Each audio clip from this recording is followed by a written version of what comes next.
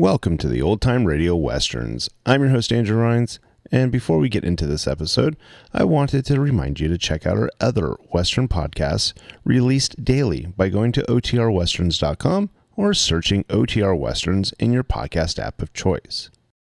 I also wanted to invite you to check out our other podcast channel releasing non-Western shows by going to otnetcast.com or by searching OT Netcast in your podcast app of choice. Now let's get into this episode. This episode is going to be Gunsmoke. Original air dates March 25th, 1956, and the title is Hanging Man. Thanks for listening, and I hope you enjoy.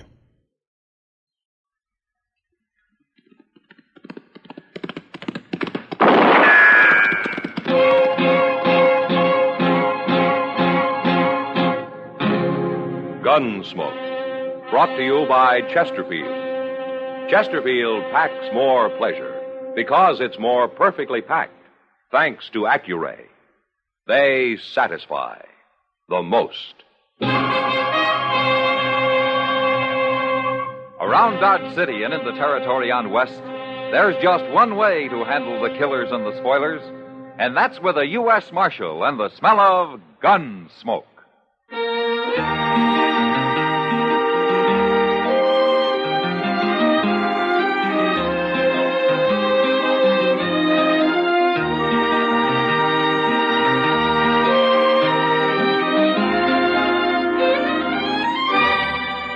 Gunsmoke, starring William Conrad, the transcribed story of the violence that moved west with young America, and the story of a man who moved with it. I'm that man, Matt Dillon, United States Marshal. The first man they look for and the last they want to meet. It's a chancy job, and it makes a man watchful and a little lonely.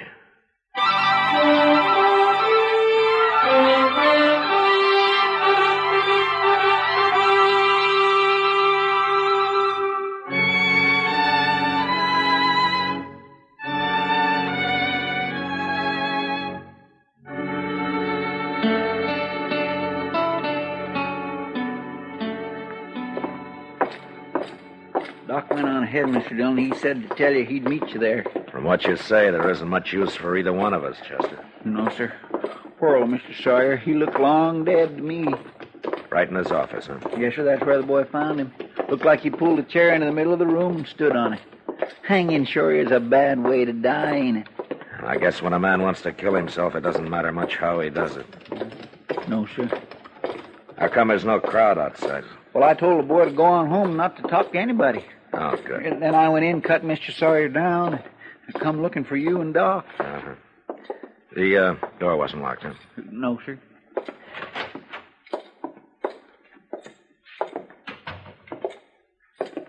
Hello, Matt. I guess you're too late this time, Doc. Yes, an hour anyway. I don't understand it, Matt. Sawyer was doing fine in his hide business. He didn't have any problems at all that I know of. Maybe it was his wife dying, Doc. Oh, no. That was a year ago, Chester. He'd got used to that. Maybe he hadn't. Maybe he was just saving it all up for this. Well, we'll never know now. Chester. Yes, sir? When you found him, was that chair where it is now? Yes, sir. It ain't been moved, Mr. Dillon. He stood on it and then kicked it over, just like that. Mm-hmm.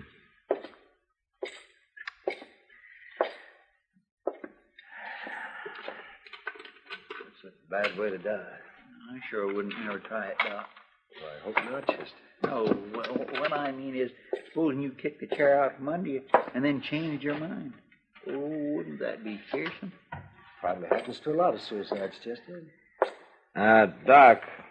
Yes, Matt. Are there any bruises on him? I don't know, Matt. I haven't looked. Let me see. Of course, hanging doesn't bruise, but... wait a minute. See, there is a lump here. On the back of his head.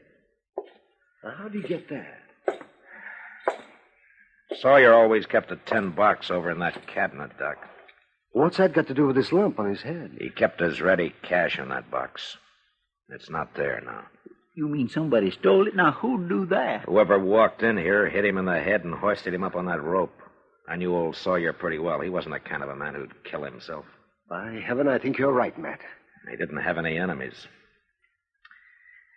Whoever did this is going to be mighty hard to find.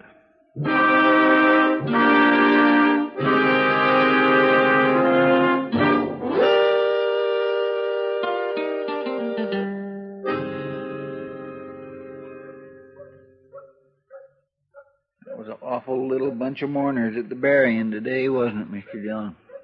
Well, I guess people kind of shy away from suicides, Chester. Poor old man Sawyer.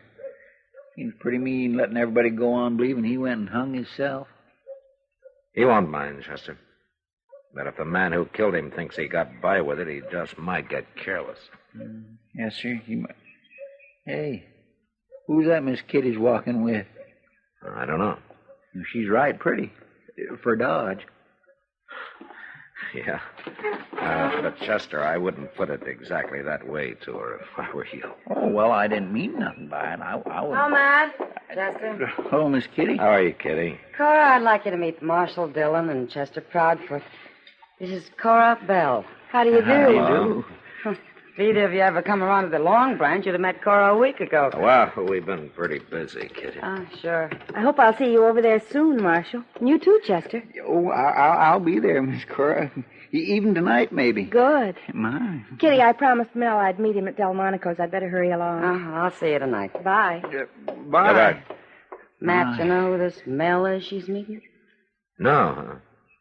Mel Tucker. Mel Tucker. That no good slack-jawed water. They're in love, Chester. Love, my. Wild in love. Oh, Ever since they met a week ago. I just can't believe it. About her, I mean. Sometimes there's no accounting for women, Chester. Heard Mel Tucker used to be something of a man, Matt. He still carries a gun. It's not exactly what I meant. Oh, I guess he was all right. Before the whiskey took it out of him. One thing, he's crazy jealous. About the worst I've ever seen. Well, he ought to be. She got to look at a good man, she might come to her senses. How'd they get started, Kitty? Oh, Mel Tucker was over in Newton, and when he got on the Santa Fe for Dodge, Cora was on it, too. They're even talking of getting married, Matt. Do you think they will? As soon as Tucker gets hold of some money, they will. And it won't be very soon. That man's been broke for 3 years. I don't know, Chester. A man like Tucker might do anything for money. Mr. Dillon, you ain't thinking... We'll wait and see, Chester. It's all we can do.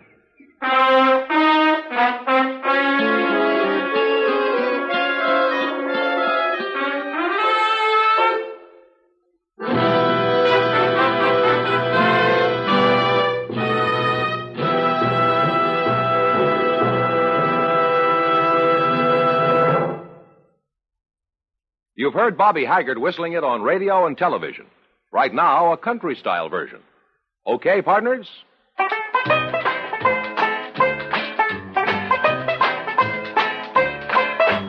Packs more pleasure, packs more pleasure. Chesterfield packs more pleasure because Chesterfield's more perfectly packed. The more perfectly packed your cigarette, the more taste and mildness are released for you.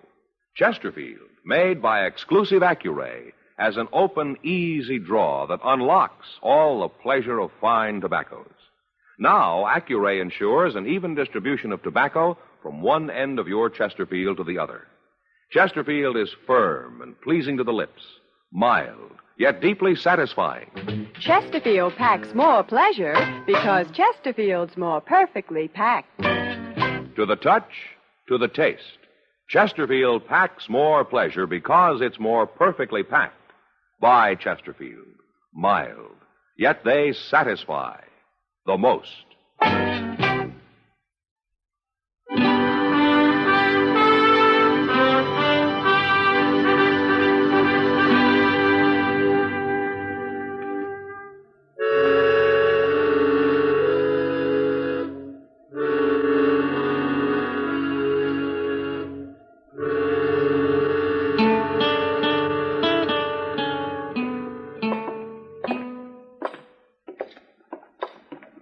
Hey, look. Now, there's something I've been looking for, Mr. Dillon. Oh, what? Over here in the store window. Huh? Look, Mr. Jonas finally got him in, see? Oh, you mean those paper collars and cuffs? No, them boot jacks. Oh. They're pretty fancy. Yeah, they're metal, Mr. Dillon. And they cost $3. You could make one of your own with 10 cents worth of wood. Yeah, but these is iron. They last forever. Chester, wait a minute. Look inside there. Hmm? Right at the counter there. Why, it's Mel Tucker. And look at that pile of stuff he's bought. Yeah. And look at the cash he's paying for it with. Mr. Dillon, you really think he did it? I'm going to try to find out. How? Oh, he's coming out now. I guess he's going to pick up his stuff later. He'll need a wagon. Oh, Tucker. Oh. Hello, Marshal. I notice you're buying a lot of new clothes.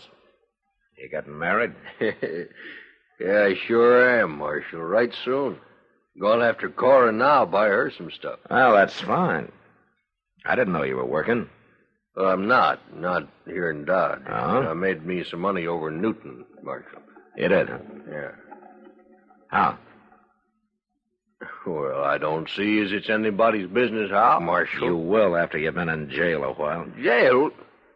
What are you talking about? Old man Sawyer was murdered, Tucker, and I happen to know that you did it. You out of your head? I got all the proof I need. You're a liar. The judge won't think so. Well, you can't arrest me, Marshal. It ain't right. Might go easier on you if you'd admit it, Tucker. I ought to kill you. You couldn't, and you know it. Now start walking. You know where the jail is.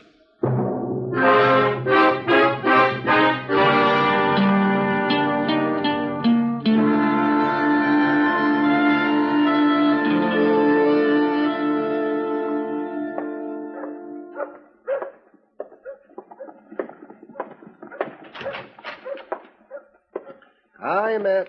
Oh, come on in, Doc. I'm just killing a little time, Matt, so if you're busy... you No. can- Sit down. There's nothing going on here. Oh, well, thank you, Matt. Where's Chester? He's probably over working on Mr. Jonas again. Jonas? Well, what for? Yeah, that metal boot jack. Chester won't pay more than $1, and Jonas is holding out for $2.50. It's been going on like that for a week. Ever since you threw Mel Tucker in jail, huh? Yeah, that's right. He show any signs of weakening, Matt? Now he won't admit a thing, Doc. Cora been to see him? Mm-hmm, every day. But that's beginning to work on Tucker. What is?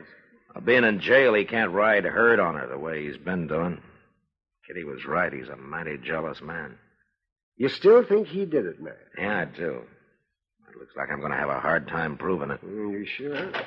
Hey, Mr. Dillon, have you... Oh. Hello, Doc. Chester. Don't see any boot jack, Chester. Never mind that. You better get on over to Bob Randall's freight office. Huh? What for? Autopsy, I guess. He's dead, Doc. What happened, Chester? Well, sir, I was walking by his office, and his wife went out and said she dropped by to see him and found him hanging there. Hanging? Just like old man Sawyer. Exact same thing. I went in and cut him down. This time I took a look around. He'd been hit on the head all right, and somebody tried to open his safe. They didn't get nothing, but they'd sure been working on him. Well, Matt? Wait here a minute, Doc.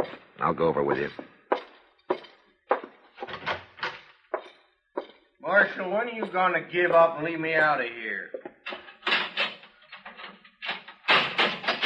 You're out, Tucker. Mean it? Yeah, I made a mistake about you. I've been telling you that. What finally changed your mind? What do you care? You're free. Now get going. Get married, do anything you want. I sure will. Just tell you one thing, Marshal. What? I ain't going to forget what you done to me. No, sir, I'm already thinking up how to pay you back someday. I said get out of here, Tucker.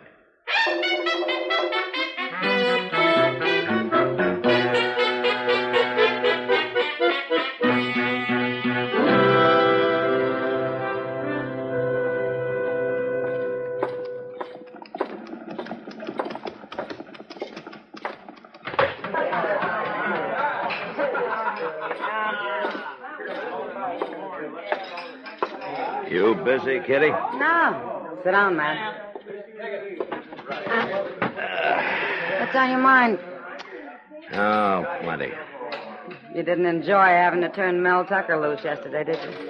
Yeah, there wasn't anything else I could do, Kitty. Well, you've made mistakes before, Matt. You don't usually take it so hard. Kitty, Mel Tucker's perfectly capable of having killed old man Sawyer. But he sure didn't do it. Yeah. Sometimes I gotta do my hunting like a lion in a tree. Just lie still and wait. And you don't like that, do you? I've done enough of it, Kitty. I know. Well, I'll say one thing about Mel Tucker, Matt. A week in jail sure made a change in him. Oh, what do you mean? He's been meek as a lamb since he got out. About what? About Cora. Look at them. All three of them standing at the bar over there. Real friendly like. Who's that other man? Oh, that's Dan Dressler. He and Cora have been together a lot lately. Oh? Well, where'd he come from? I don't know. He rode into town a day or so after you threw Tucker in jail. Maybe Tucker doesn't know about Cora and him, huh? They're just friends. They act like a big, happy family, Matt. I see. Tucker and Cora still planning on getting married? Well, not for a while. Cora says they're broke. Broke? With $300? Who's got $300? Mel Tucker. It's what he had when I jailed him. It's what I returned to him yesterday. Well, that doesn't make sense, does it? Maybe it does, Kitty.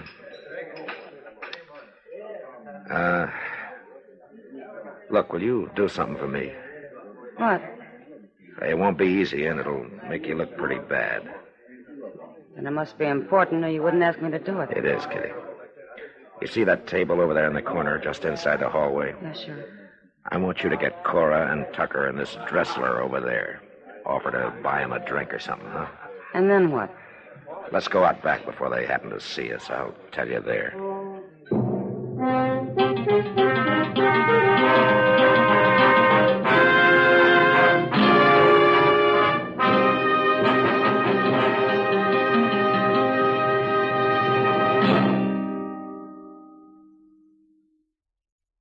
Where are you listening to Gunsmoke?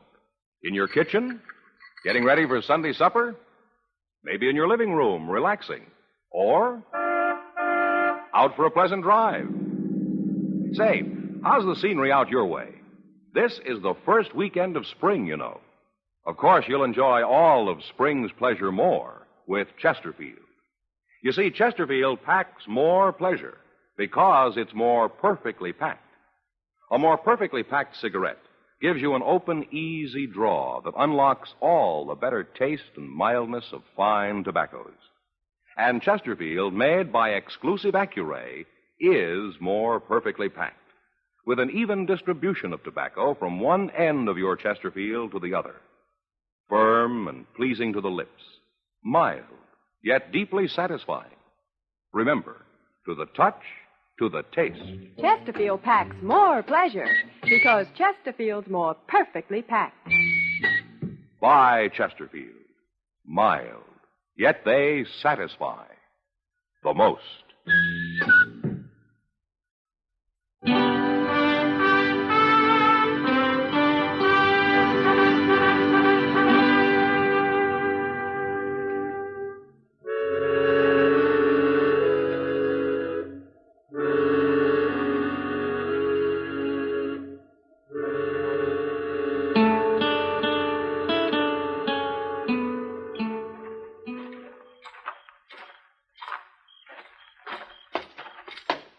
Now be quiet with this door, Chester. Yes, sir, I will.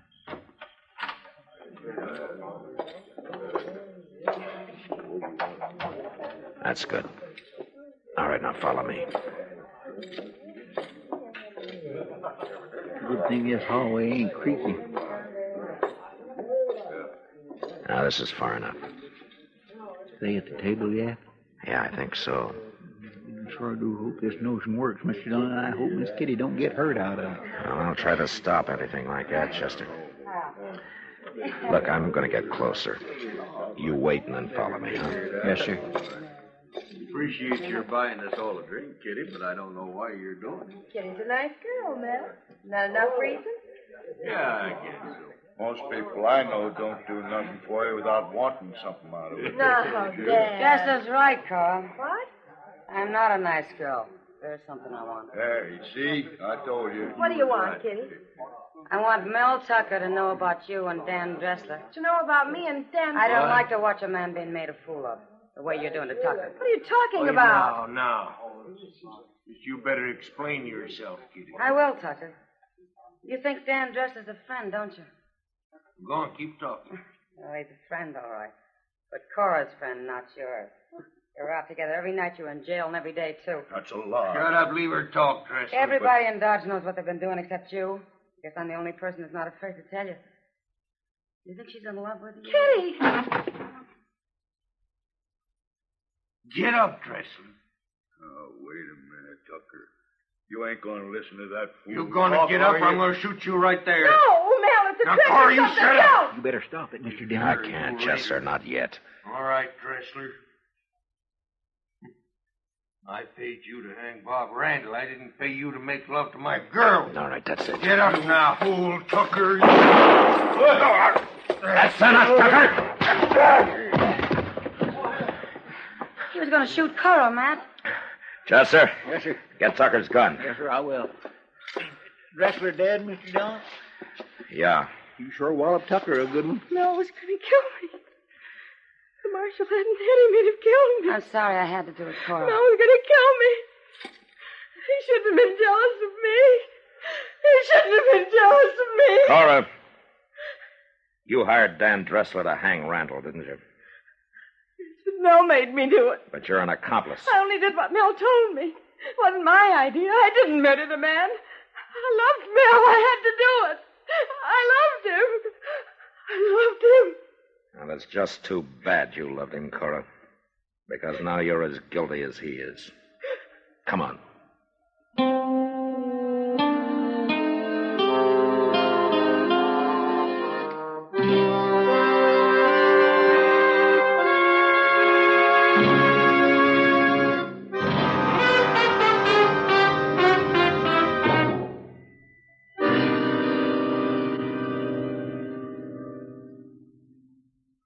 In a moment, our star, William Conrad. Chesterfield packs more pleasure because Chesterfield's more perfectly packed. Chesterfield, made by exclusive Accuray, packs more pleasure because it's more perfectly packed. Unlocks all the pleasure of fine tobacco. Chesterfield packs more pleasure because Chesterfield's more perfectly packed. Firm and pleasing to the lips. Chesterfield. Mild. Yet they satisfy the most. You know, on the frontier, a newcomer could almost always find some land and a little water to build himself a ranch. But next week, trouble comes to Dodge when two men claim title to the same area. And that was the West. Good night. Gunsmoke, produced and directed by Norman McDonald, stars William Conrad as Matt Dillon, U.S. Marshal. Our story was specially written for Gunsmoke by John Meston, with music composed and conducted by Rex Corey. Sound patterns by Tom Hanley and Bill James. Featured in the cast were Lawrence Dobkin, Virginia Gregg, and John Daner. Harley Bear is Chester, Howard McNear is Doc, and Georgia Ellis is Kitty.